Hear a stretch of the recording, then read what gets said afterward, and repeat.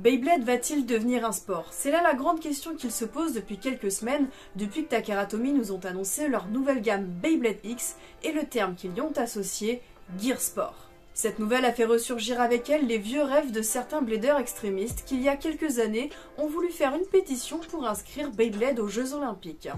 Et laissez-moi être honnête sans mâcher mes mots, ces gens sont complètement à côté de la plaque. Les Jeux Olympiques s'inscrivent dans le mouvement sportif mondial et pour y accéder, il faut avoir prouvé sa valeur en tant que sport. Et là, il va falloir faire une distinction très importante. Ce n'est pas parce que tu pratiques une activité sportive que tu fais du sport. Un sport est par définition une activité sportive qui, en plus, est codifiée par un règlement, pratiquée dans un but compétitif et le dernier point le plus important, cette activité est institutionnalisée. Par ces termes, on entend que ce sport est à grande échelle organisé, avec des clubs qui s'articulent avec une fédération. Il y a des pratiquants, des entraîneurs, des juges, et tout ce petit monde dépend de ce milieu minutieusement organisé. Et en ne considérant seulement que cet unique point, Beyblade ne pourra jamais devenir un sport, puisque c'est une licence qui appartient à une marque de jouets. Le combat de toupie au sens large pourrait accéder à ce statut s'il y a diverses marques qui produisent le matériel et s'il arrive à s'institutionnaliser.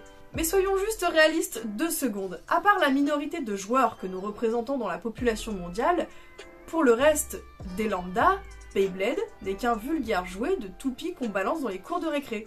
Et malheureusement, je pense que le monde aura le temps de s'effondrer, que les mentalités n'auront toujours pas changé. Et puis même si Beyblade arrivait à gagner en crédibilité auprès de la population générale, laissez-moi vous dire que le milieu sportif est complètement impitoyable. Il faut vraiment pouvoir justifier d'une grande crédibilité et des années, voire des décennies d'évolution pour se faire une place dans ce milieu élitiste. Pour vous donner un exemple, personnellement, je pratique le parkour, qui est un sport qui existe maintenant depuis les années 80, qui s'est pas mal développé depuis, avec des tonnes de pratiquants, d'associations, etc. Et quand le parkour a été proposé pour qu'il soit officialisé en tant que véritable sport avec ce véritable statut, ce fut un petit peu plus compliqué que ça. Il a dû être rattaché à la fédération de gymnastique qui, à partir de maintenant, gère plus ou moins toutes les décisions qui se feront sur l'activité. Donc ce qui veut dire que ça laisse beaucoup moins de libre arbitre aux personnes et aux groupes qui géraient ça auparavant. Ceci est bien sûr un exemple parmi tant d'autres pour vous illustrer le fait que le milieu sportif est vraiment un milieu très cadré, très élitiste, où il est question d'argent, de pouvoir, et que c'est pas toutes les activités qui peuvent prétendre y accéder. Du coup la conclusion c'est quoi? Est-ce que Takara sont dans l'échec à vouloir faire de Beyblade un sport qui n'en sera jamais un? Est-ce qu'ils foncent dans le mur? Eh ben non. Et vous savez pourquoi? Eh bien c'est parce que, et je me tue à le dire depuis le début, tout le monde est à côté de la plaque.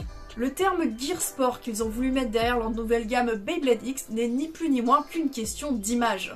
Ils ne veulent pas que Beyblade devienne un sport, ils veulent juste donner une image plus sportive, alors que Beyblade avait auparavant une image plus de jouet. Et d'après les différents communiqués que j'ai pu lire concernant la commercialisation et les objectifs qui étaient liés à leur nouvelle gamme Beyblade X, cette histoire de dynamique sportive, ça passe essentiellement par la création d'une scène compétitive un peu plus développée et plus carrée que ce qu'on pouvait avoir auparavant. Donc est-ce que cette histoire de scène compétitive, ce sera partout dans le monde? Pour le moment, on n'en sait rien, le doute plane. Les communiqués de Takara nous parlent essentiellement du Japon ainsi que des autres pays d'Asie, et pour l'instant, on ne sait toujours pas si ce sera officiellement Takara qui va produire les Beyblade X pour le reste du monde, ou si ça se fera par le biais d'une autre marque, comme Hasbro, comme c'était le cas pour les autres générations de Beyblade. Dans tous les cas, pour conclure cette vidéo, Beyblade en tant que sport, bien sûr que non. Après, on peut carrément voir espérer la scène compétitive de Beyblade se développer un peu de la façon des TCG ou de l'e-sport. Avec, j'espère, des compétitions qui seront un peu plus homogènes sur les différents territoires sur lesquels se sera implantée la licence.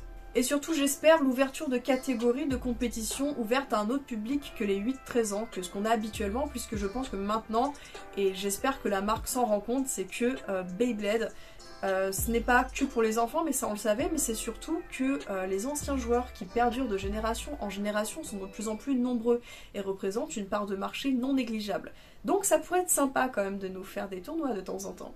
Voilà, enfin bref, cette vidéo à la base n'était pas prévue, mais le sujet a pris tellement d'ampleur que je me sentais obligée de prendre la parole et de débunk un peu tout ça. Sur ce, c'était Ryuk et je vous dis à la prochaine!